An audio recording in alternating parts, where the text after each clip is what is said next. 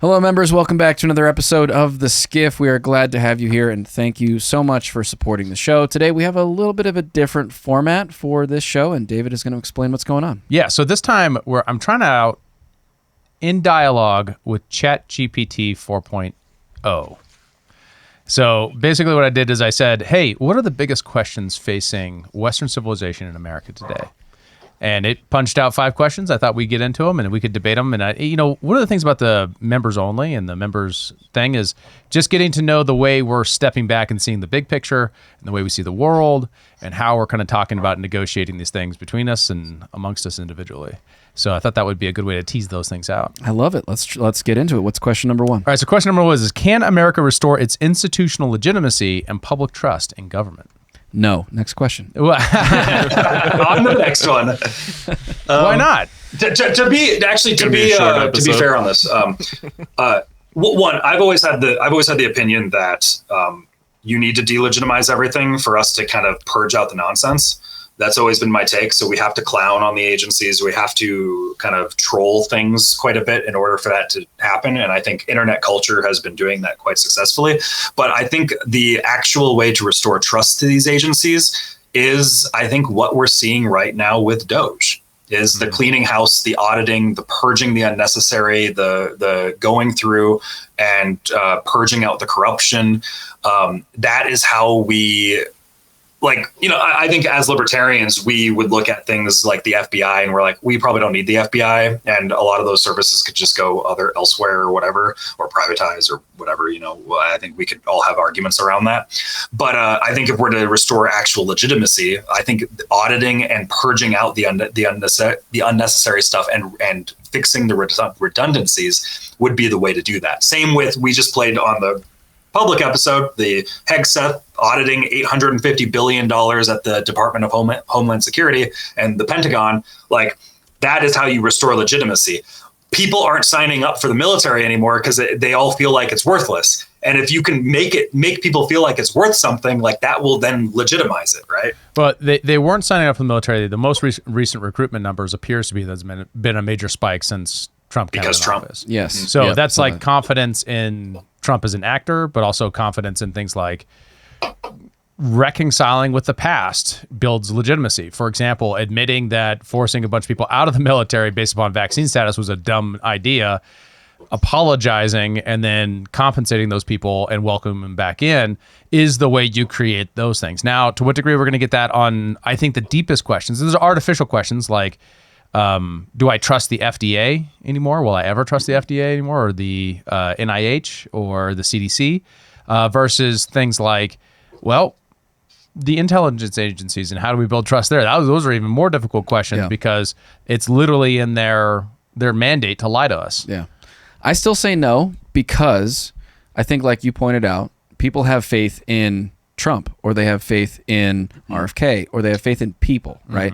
The institutions themselves are still entirely corruptible when a new administration comes in and their priorities are different. Yep. And so unless we have a way of, in a very lasting manner, ejecting the corrupt influence and the incentives that lead toward corruption in our institutions publicly, that's not going to come back in a lasting manner. It might be good for 4 years, but I think that the hurdle to clear for really clearing that stuff out is too high to be expected right now. I think that's a good point, Joe. Like, I think that's why we need a monarchy, right? Well, it begs the question about whether or not, the MAGA movement can be brought beyond Trump. Whether or not the next president, the issue is can typically between presidential election years, there's usually a swing against the president no matter what. We don't know to what degree that is an artifact of something that historical rules that are now broken because of the Trump coalition. But if there's a major swing to a 60 vote majority in the Senate, can you actually get some of these things actually written into law so at the long term? I don't think the public knows that the EOs are temporary. To what degree they really understand that. So to what degree these things are going to change, or that the Democrats make adjustments because they might come along as well once they know it's popular. Right. These EOs are popular. If you're in the next Democrat president, do you really unwind the women or the men and women's sports EO? Do you really want to lose? Do you really try to flood the country with illegals again? Yeah. I mean, that was a strategy that they undertook that proved to be an abject failure. Yeah. Like, this was their proving ground, this election, and it was the worst turnout they've had in a long, long time. Right. So maybe you're right, maybe. Right. But I still think that people are inherently corruptible, and if they know that they can use the system to their own personal benefit by just funding USAID and coming up with some nonprofit organization that just funnels them a shit ton of money or whatever their mechanism might be, bad people will continue to do that, and bad people are attracted to positions of power. Mm-hmm. So I just don't think that the institutions can be improved. Yeah, we're on the road to serfdom, and there's no turning back. Perhaps. Well, it's also the memes online right now, especially with the USAID stuff, is people are looking at it and like all the mimetic energy is just, and they're clearly joking, but there's truth in jokes. It's just like, yeah, I'm just not going to pay taxes this year. It's because they're like, people are finally seeing everything for what it is right now. And they're just looking at it and they're just like, what the hell are we doing right now? Like, we're paying for what? Like, and there's always been like, like Rand Paul's always had his Festivus, stuff. And it's like, these are the nonsensical things that we're spending, we're putting things on. But I think because the mimetic energy that is like Elon and Trump right now, it's really just in people's faces, especially after we've seen the massive amounts of inflation right now, where people are just like, I can't trust anything anymore. Like, obviously everything's been lying to me at this point. Obviously everything that I'm putting taxes towards is a joke. It's not worth it. And in order for society to function, you need a layer of trust right now. So like somehow you have to build that back for the systems to function again. And transparency is probably the best way to do it. Yeah. Right. And that's what we're seeing. And reconciliation, right? I mean, will the JFK files make people trust the institutions more or less? Mm-hmm. I would say less. Yeah, less in the short run. But if people know and there's reforms and there's things like that, you can get to a point where you're talking about reconciliation, right? Yeah. And you actually have people say, well, it was bad and now it's better. That would require acts of Congress, acts of executive military orders that would change things about whether or not they can lie to the public, issues like that. Yeah. Things that are still, I think, subsurface, even granted the radical degree of transparency we've now accomplished, we still have a long ways to go when it comes to those questions of the IC. And then next to that, though, I mean, I think we'll see the MAGA movement as it's collectivized, as it's made into the long-term structure within the Republican Party to try to create the FDR moment, right? And people you have to understand, like, FDR is a global shift in partisan politics that lasted well beyond his death. I mean, it wasn't until 1994 that the Republicans actually gained control of Congress. That's an enormous amount of time. So are we looking at an FDR moment for Trump where the Democrats don't appear to be really changing strategies? I mean, they elected the exact same people to the new leadership within the Democratic Party, an institutionalist guy from, I think, Michigan or something like that. And then, what's his name? David Hogg. David Hogg as the vice chair. Right? Are we really going to see a difference? That's right. I did see that. And basically, the dialogue on the left right now is functionally, it's not us that's wrong; it's the American people. Yeah. Which has been their motto for years. Yeah, like that's been their whole motto: is the American people are wrong. Yeah. Well, I mean, especially, or we're just not saying the message right. If we just harped on billionaires more, then the American people will get the working class over, right? Which I don't think that's going to work. I just don't. And this is why this is the embodiment of the Elon Musk strategy right now, is they don't talk about Trump, they talk about Elon, and they spread a bunch of lies and misinformation about Elon. Like for example, like he's not a government employee. Like, no, he is. Like, that's like a verifiable fact. That Doge isn't a legitimate agency. No, it in fact is. They renamed an old agency for this. Like, these are just lies. These are just red herring lies. Yeah. So I don't see the Democrats recovering, at least from the current strategy, without something substantial changing. And then you have the last part of that is the identity politics thing. And it just is the disgust there going to persist forever, or people are going to see the EOs as like solving it. Right. Yeah. Solving it for now. Next question. Yeah. Is the U.S. economy shifting towards resilience or collapse? Yeah. So they unpacked it as persistent inflation, de-dollarization abroad, and a widening wealth gap. Is America adapting to new economic realities, or are its fiscal policies accelerating decline? And we could note in there the federal debt, for example. For sure. Yeah. Well, man, maybe this is going to be Joe's Black Pill episode. I don't know. But I don't think it looks good, man. I mean, I feel like Trump doesn't have a clear enough understanding of monetary policy and its effect on inflation in order to make a meaningful change. He's doing some of the right things, like trying to explore, reducing spending by eliminating this waste and that sort of thing. But, the oncoming unfunded liabilities of all the entitlement programs are a tidal wave beyond comprehension. Mm-hmm. I don't know how we get out of that. And frankly, I don't think that the Fed has the tools to really be able to change the situation in a meaningful way. If they continue to raise interest rates or keep them high, we're still kind of suffocating the ability for Americans to, make meaningful purchases, homes, that sort of thing. If it brings them down, inflation continues to skyrocket. We're sort of in this just like impossible catch-22 right now. It's a good question. I mean, there is the issue of like how hot you can run the economy and, can you outgrow it? That seems to be the strategy. But you're right. I mean, Trump has a terrible model on thinking about inflation as a problem and thinking about trade.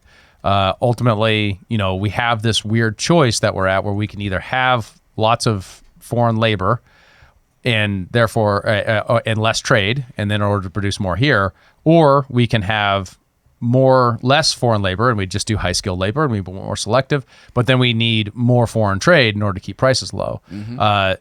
And then lastly to that, and that's a deflationary pressure as far as like increasing the total amount of consumer goods and services, so there's an abundance of supply so that you can get lower prices for the giving demand. And the last part of that is he seems to think that energy is the reason why prices are high. Like, he's not saying the reason prices are high is because of federal spending and monetary policy. And lastly with that, the Republicans are going to pass another tax cut, right? Their supply-siders are still in power in a lot of ways. So as they see a tax cut as, to run the economy hotter, are they really going to cut the budget enough? I think they will, right? I think they're going to look at these programs. They're going to cut all those USAID agents. But it's important to understand the size and scope of the problem of the federal budget, and are they going to have the balls to get there to actually balance it? Right. Just the debt service on our national debt alone is 10 times the amount of the budget of USAID.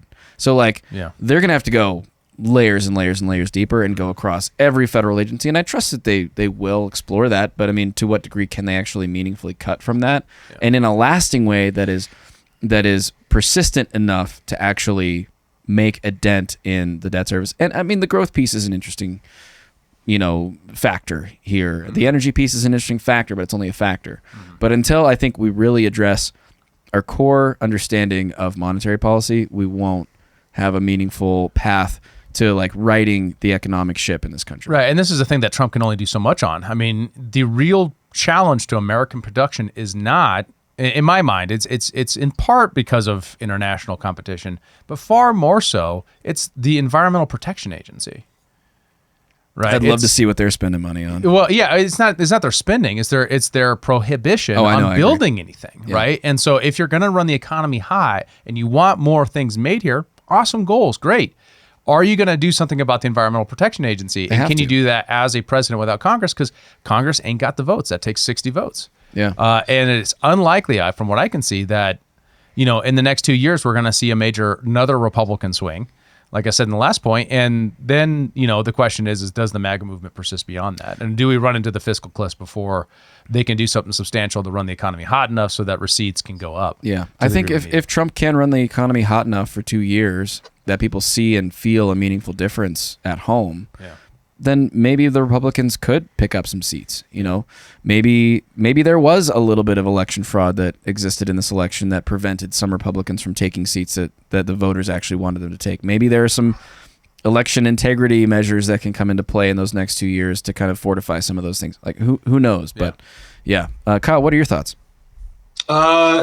A few things. Well, I pulled up the debt clock because we were talking about the debt, and it appears that $68.5 billion have been purged out by Doge. So good job, Doge. Good job. It's been a short amount of time. But then I am also looking at things like interest on the debt is $1 trillion. So that's not great. My mistake. It's 20 but times. Also some of the things on Trump's trade stuff is like just this morning, Trump had a meeting with an in-person meeting with the Prime Minister of Japan, who came in, and the Prime Minister said that they're going to be bringing in a bunch of factories into America and building cars in America. So it kind of goes with, there is a bit of a method to the madness on there. So we might be seeing some growth that's happening in that regard. There's a lot of the stuff with the tariffs. Tariffs sent markets into a spiral over the last week. I got heavily affected by it, but it was very painful temporarily.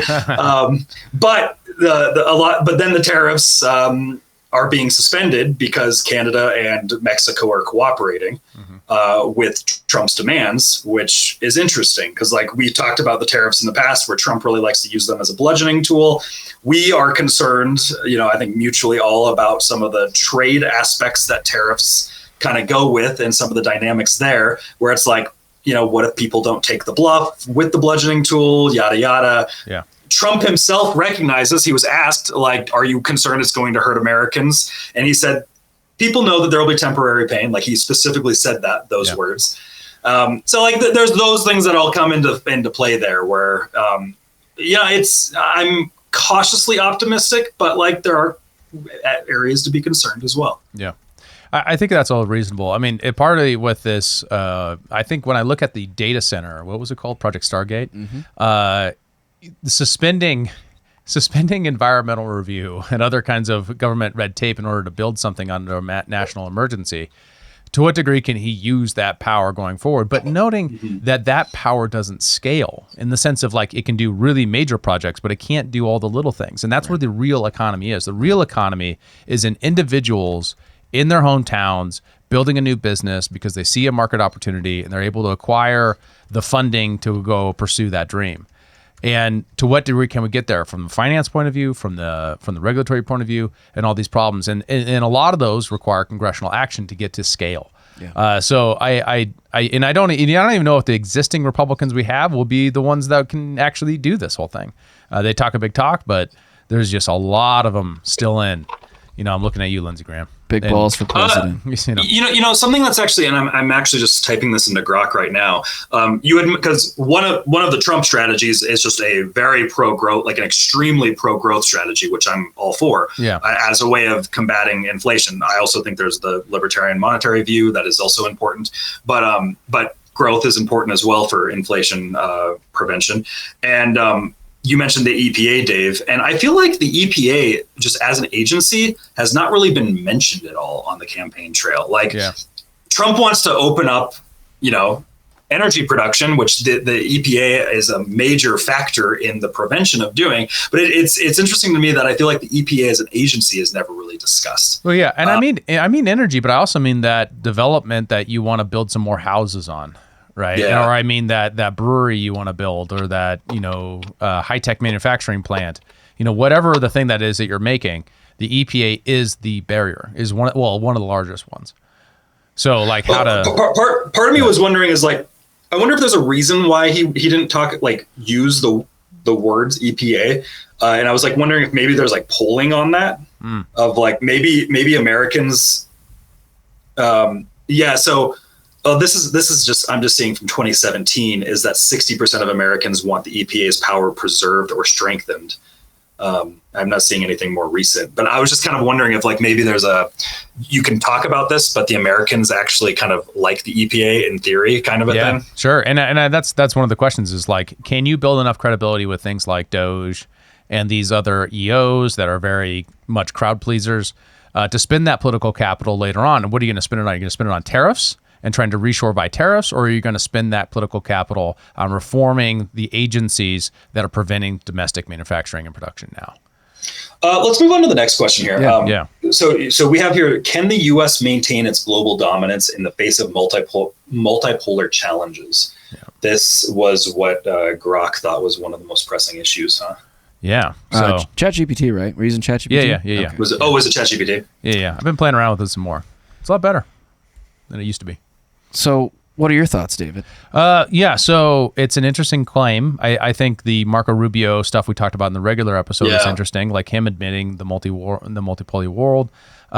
What it means with Russia relations. Can they actually can they get to the negotiating table and end the Ukraine war? And what does the post-relationship look like, right?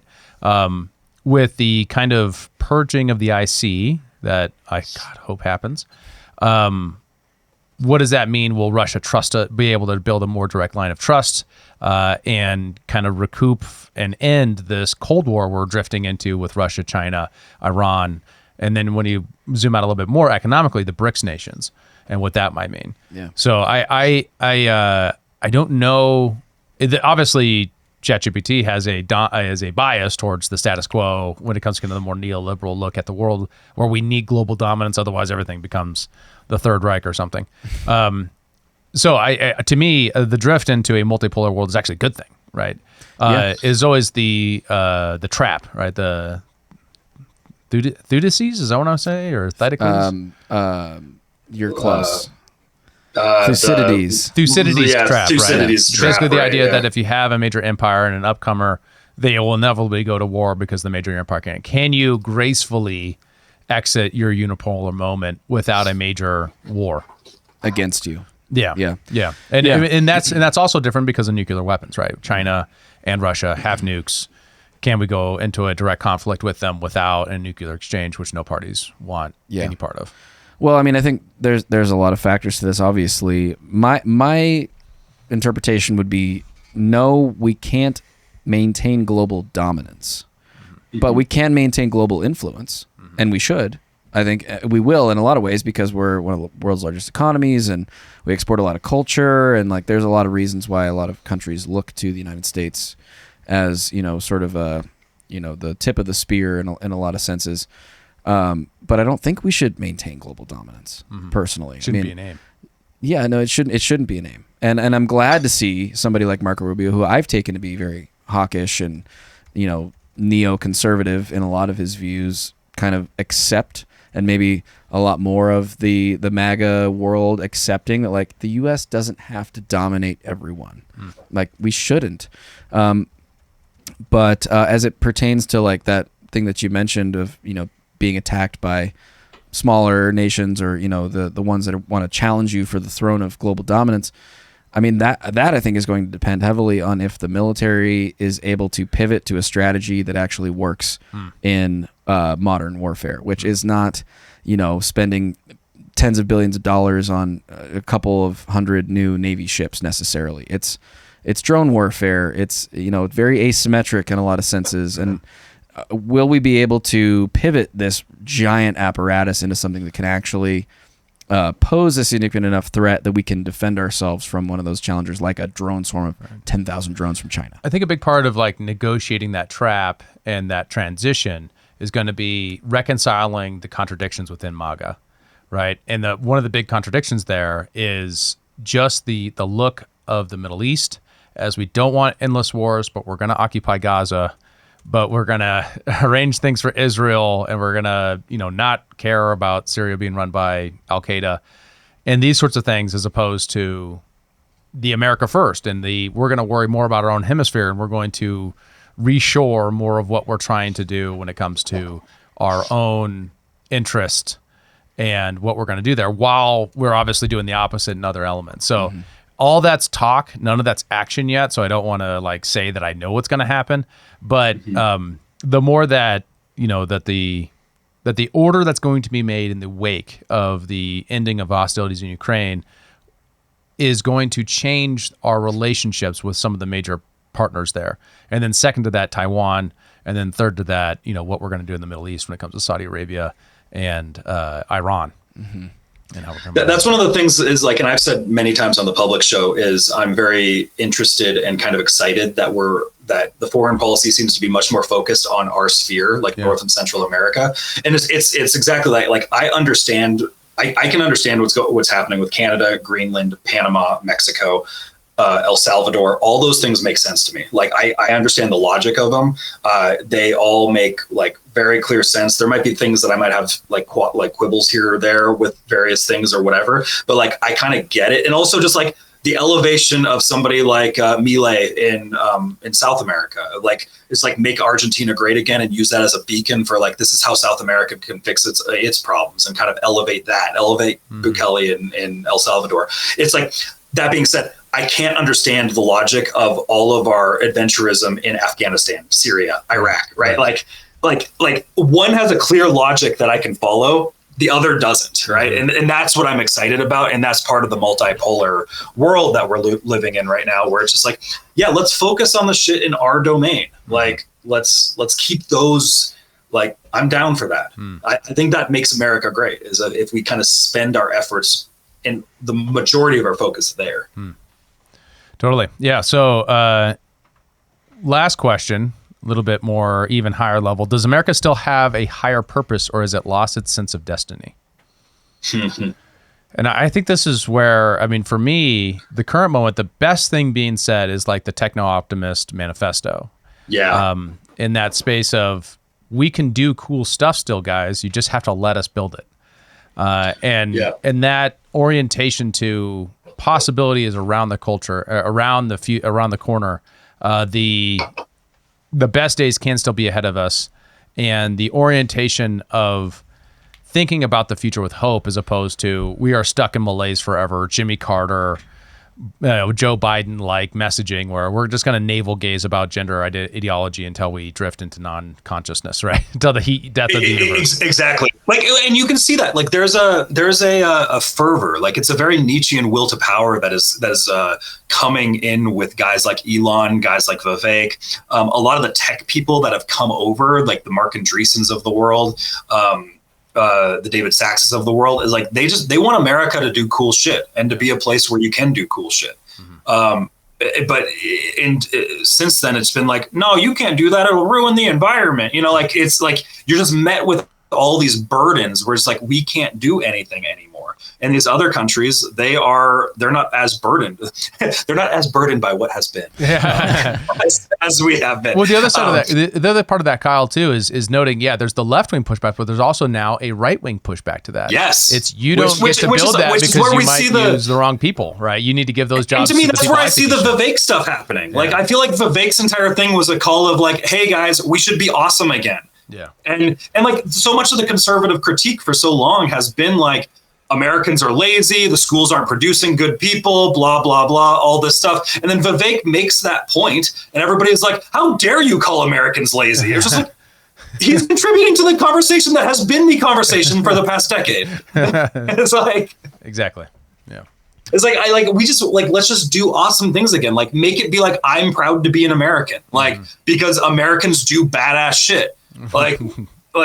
No, you should be proud to be American because your ancestors or something. Joe? Because ancestor worship. Yeah. Like everything reverts to ancestor worship and earth worship. Yeah. Like that's where we are. And it's like I want to worship like people doing cool, awesome stuff. Like I want to worship that. Like it's. I wouldn't necessarily say we should worship doing awesome shit. I think there are other things to worship that are higher than that, personally. But like God. Okay. For example. Well, but what I mean is like I think that there's a worship, like God in a lot of ways is our highest ideals. Like it's the things that we put on the pedestal that kind of inspire us to do awesome things. And like we should be setting our minds on those things. And so much we've been so bogged down by like guilty politics, resentful politics, just resent throughout the entire system, where we're like resentimenting our values in such a way where I think that we're having like this negative inversion of our values that is just completely like collapsing everything. And I think that's why the golden age narrative that is being perpetuated by Trump and the people around Trump is good. It's like, no, we can be a golden age again. We can do this again, like we've done before. And that's what's like, and in doing that, we're inspiring people to be great. Right. I completely agree with that. And on that note, because we got a late start today from some technical difficulties, we need to wrap up the show just a little bit early. We're sorry, members. It's a short one this week. We'll be back with a full hour next week. Thank you so much for supporting us. Thank you for tuning in. For David Rand, for Kyle Mack, for Bennett, whoever that guy is on the buttons. I'm Joe Sheehan. This has been The SCIF, and we'll see you next time. Thank you.